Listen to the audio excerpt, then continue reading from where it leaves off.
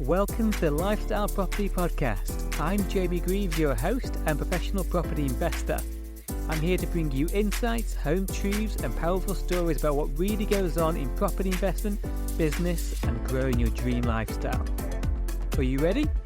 Let's get into it. Hello and welcome back to the Lifestyle Property Podcast, and welcome to episode number 13, which is titled, Should You Go Full Time? So do you need to go in full time into property investment, which is a big and often asked question. So let's get right into it for you guys, and I've got a quick answer for you. Definitely maybe. That's for all your Oasis fans out there. So definitely maybe. And yeah, really, there are different ways of doing it. So this is what I want to deep dive for you now and give you stories and insights and rich content to help you, because this can be a common question. Okay, so in terms of different ways of doing it, let's put people into different camps here. So as I'm going through the examples, choose which camp you're in.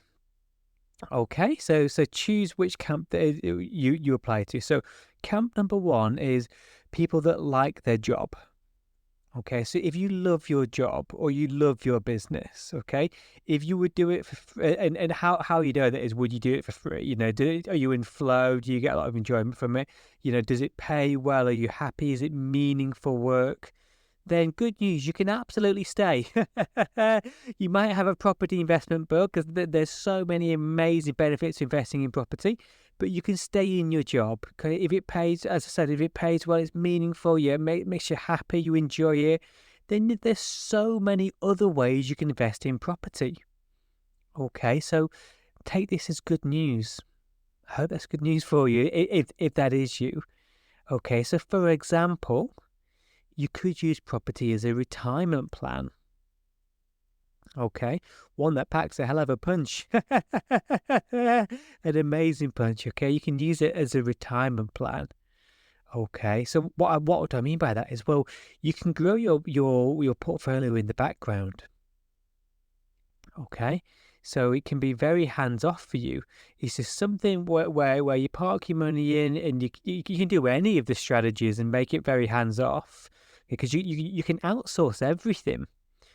Someone can find the deals for you, someone could do the refurb and setup, someone could do the management. You can put the capital in, and it's hands-off and it's passive, and it's a great retirement plan. Okay, it's a hell of a pension. It's a very tax-efficient pension. Okay, so I mean, let's just go through the ways we can do this, really. So yeah, that's one way, by outsourcing everything. Okay, so someone else finds your deals and manages for you. Okay, so you can absolutely grow a steady portfolio in the background, like that, quiet, nice and quiet. Or you can, like covered in the previous podcast, you can just move straight to becoming the bank. Okay, so previously, the previous podcast was all about becoming the bank, so getting financial understanding to build your then build your cash flow, and then get capital events, and then get slower assets to diversify, and then become the bank. And that is the order in which you want to do it if you want to go full time into property. So I'm giving a bit of the later episode away, but if you want to be full time in property, that is the order to do things in. That is the game plan to follow. Okay, but if you're not looking to go full-time in property because you love your job and it's meaningful and you enjoy your business and it works great for you, then you can become the bank. Okay, so what I mean by that is you can leverage that so for compound interest. So you might be the joint venture partner and you might put the capital in, and someone else might go and find the deal and handle the refurb. Okay, and you're getting capital growth and equity growth and cash flow from that property, and you've not done much at all. They handle the builders and the offers and the negotiation and the everything. Okay, or you might be the angel investor that gets paid a 10-12% return on their investment.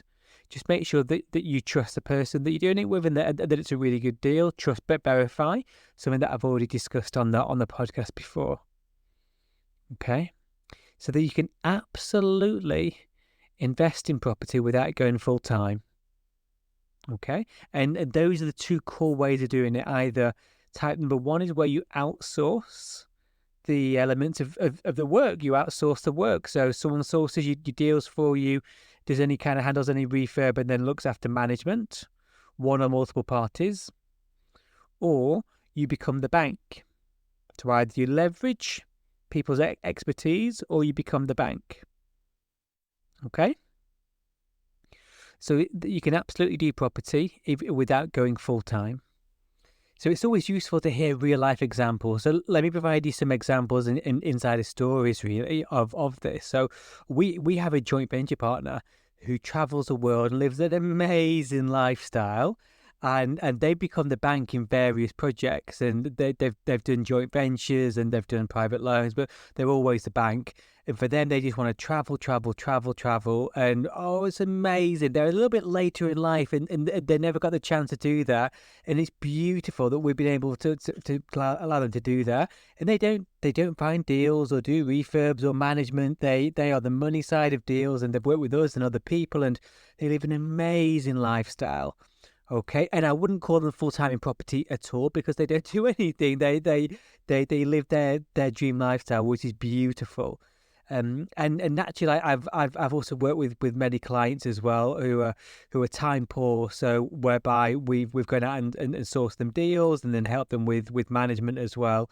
But just make sure that if you are that side, if you are on that side of things, just make sure. But as I mentioned before, trust but verify, okay? Because if you're going to leverage and you're going to use other people's expertise and other people's knowledge and power teams, make sure they're good at what they do and make sure they're ethical.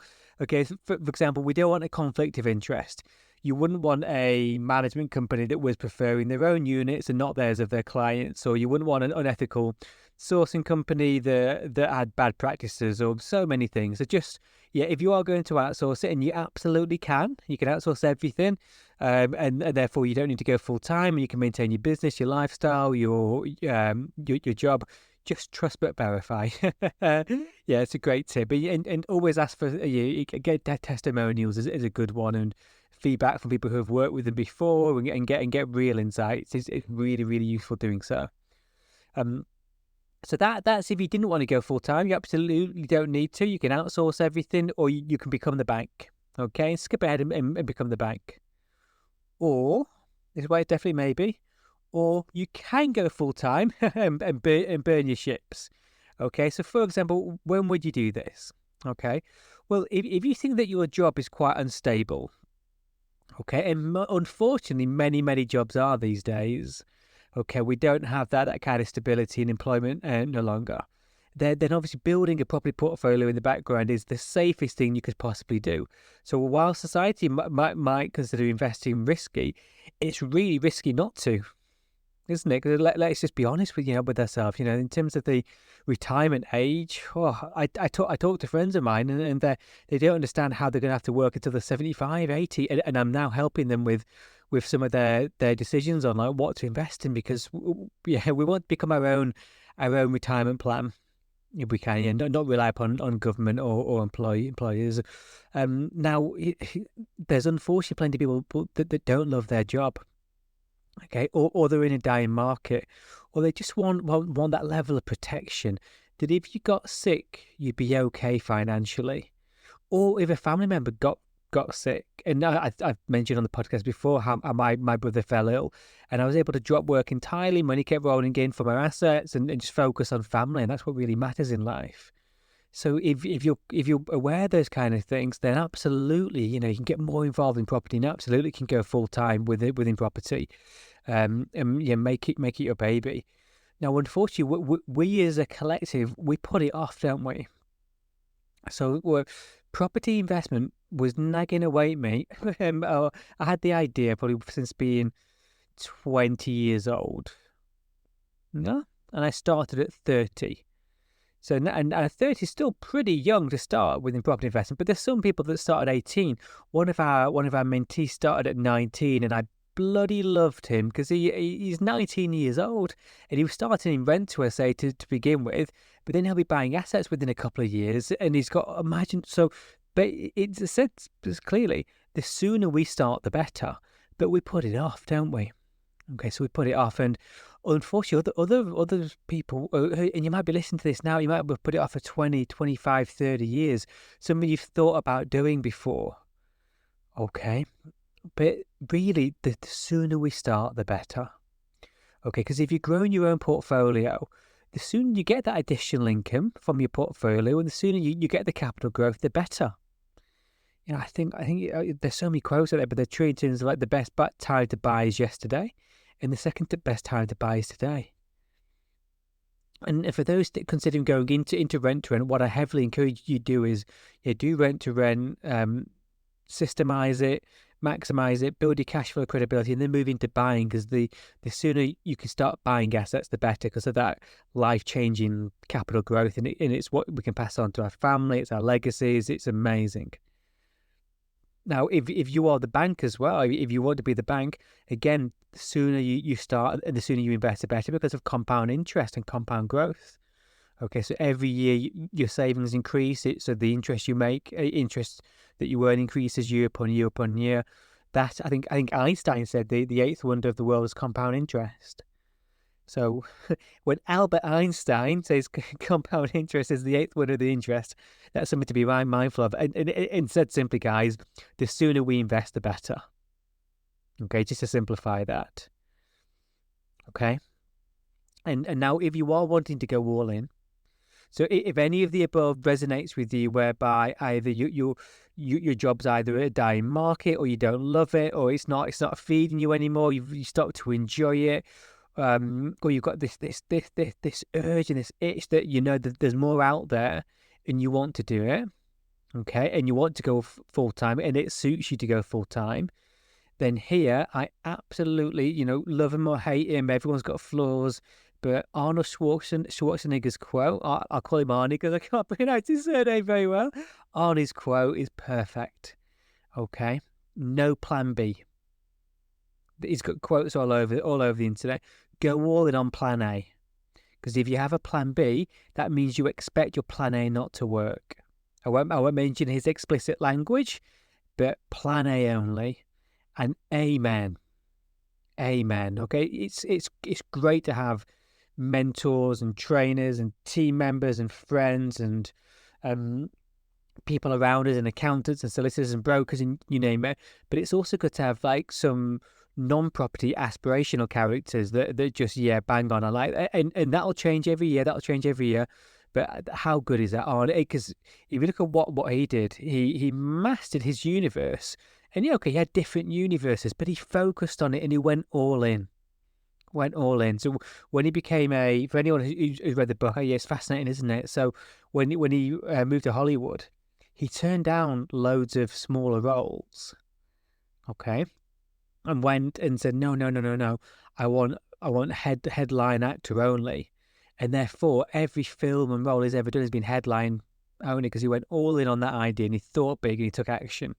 Funnily enough, he made a lot of his money in property. The California market was huge, capital growth, huge inflation in that time.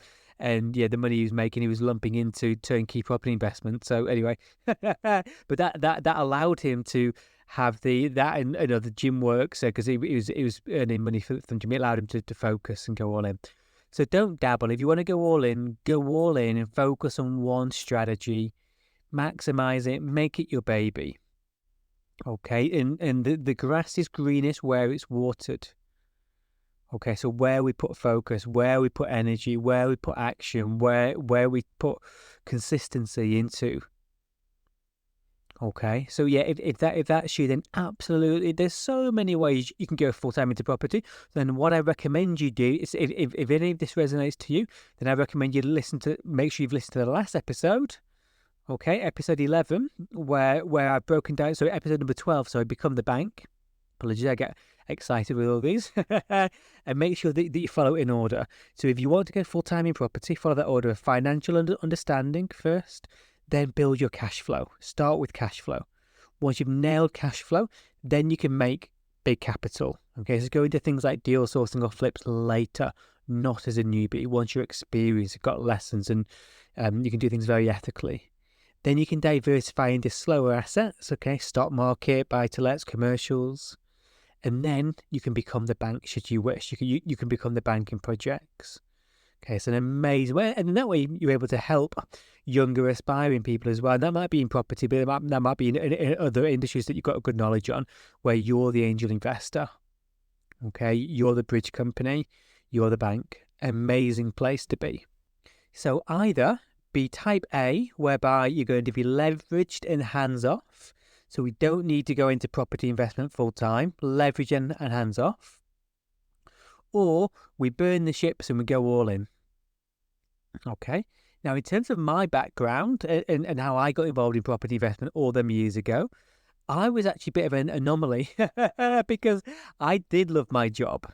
I loved my career. I was really grateful for it. I got to travel the world and meet some amazing people and worked in my passions. And I managed to cut on quite young to work in something that you love. But there was two things which nagged away at me. One, I got sick of making other people money. I really did, because when you're working in commercial environments, if anyone that's ever worked in business development or marketing roles, in my later career, it was like marketing heavy, and I was growing businesses and I was growing other people's business, and I was working very, very hard. And I was having less time and less energy for my family, for travel, for my health, because as anyone knows who's kind of progressed through, you've got more expectations and more people that you're managing and so forth. So there was that reason that I got a full-time property, but also I had this nagging feeling. I can't put my finger on it where it came from, but for years and years, I knew I could do more. I knew there was more out there. I didn't.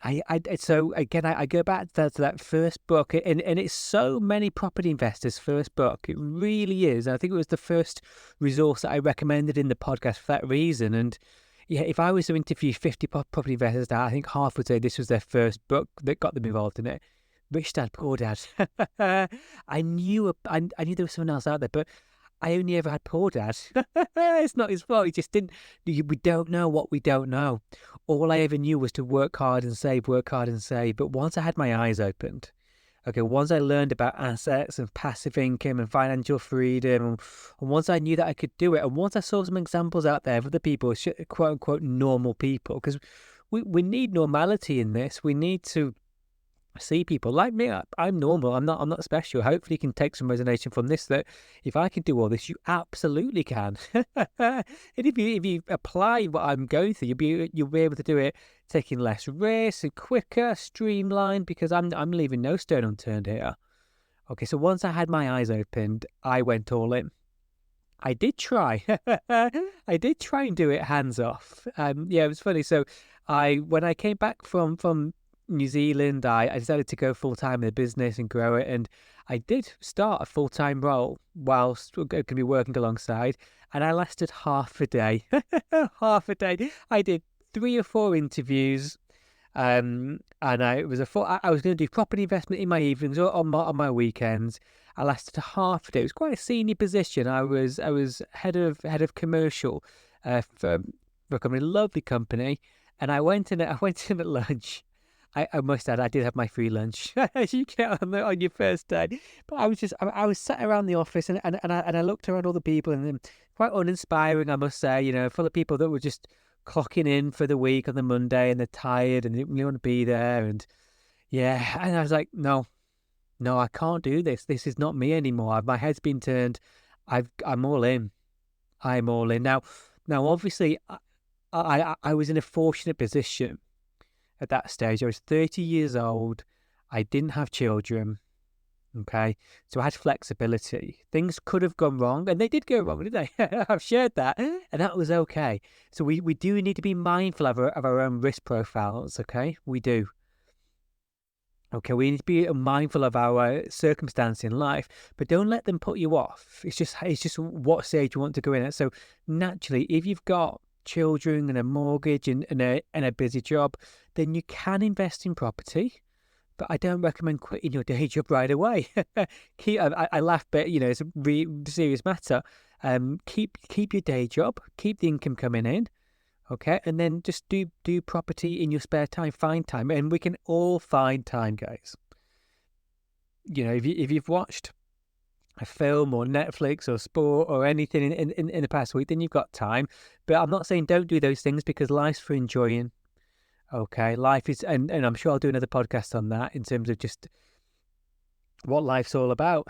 and it's funny, you go all into property and you get financial freedom to realize life's all about that freedom of family and time and happiness and joy and travel and nature. So you don't need to sacrifice those things at all. But we just have to be mindful of it. So naturally, if we're a bit younger, we've got less commitments, less children, then it's easier to go in full time. It's easy to go, yeah, this is a bit of me, I'm going for it. Okay, and if we've got more to lose or we've got more holdbacks, then we just might want to be more hands off. So you can still do property investment, like I said, but you might want to be hands off. If you've got capital, then you can be the bank, no problem. Very, very smart place to be. Compound interest, grow your wealth, amazing. This is the eventual place we all want to get to as property investors. Amazing. Or you can do it leverage and hands off and other people, so long as they are trusted and verified. Okay, and honestly, I know I don't have children, but I said my business partners do, and they've grown the same portfolio that I had with children. They just learned to be really focused with their time. So you can absolutely grow a property portfolio whilst having children, and it's a great thing to do because you can teach them financial literacy. Okay, so important. So you can absolutely don't. You remember the quote from Henry Ford: "If we think we can or we can't, we're right, we're correct." Okay, we just find a way. So in that, and so I'll give an example of a business partner of mine. Just as focus time. He employs the Pomodoro technique, then 25 minutes on, 5-minute rest, and he goes hell for leather for 2 or 3 hours and achieves loads. Because let's be honest, guys, a lot of us procrastinate. We check social media and a funny video, and then we make a cup of tea, and then some snacks. Not all of us like that, but many of us are. But if you want to go, you can absolutely do all this in less time by being focused. So I've gone off into a few tangents there. So in answer to the question on the podcast, should you go full-time in property? Definitely, maybe. Decide which of those two types you are. Does it suit you to be more hands-off and do you be the bank? And you get all the benefits. You get compound interest. If you joint venture, and then you're buying and get capital growth, but you don't go all in. So I've got joint venture partners and investors who do exactly that. They love what they do. They love their job, and they're leveraging me. They're leveraging my time and my expertise and my knowledge for their benefit, and it's a win-win, really ethical. Or do you want to become all in and you burn your ships, in which case block out the noise, choose one strategy to focus on, maximize it, and then go through the steps that we went through in the last podcast. Once you've got a good financial understanding, build your cash flow number first, then you can maybe capital, then diversify into slower assets, and then you become the bank. So I hope those 2 podcasts packed a punch. So we've covered some really useful models, and I hope they've been very, very valuable for you. Now, next week, I'm answering one of the biggest questions I get asked, and it's a huge and very important subject: training and mentoring within property investment. It's a biggie, and I can't wait to get into it. And I will see you next week, and take care. Thank you for listening to the Lifestyle Property Podcast. If you've enjoyed this episode, I'd love it if you could leave us a review so we can reach and help more people. I'll also be giving one person who leaves a review a free family holiday to one of our luxury holiday lets. Thank you, and see you next time.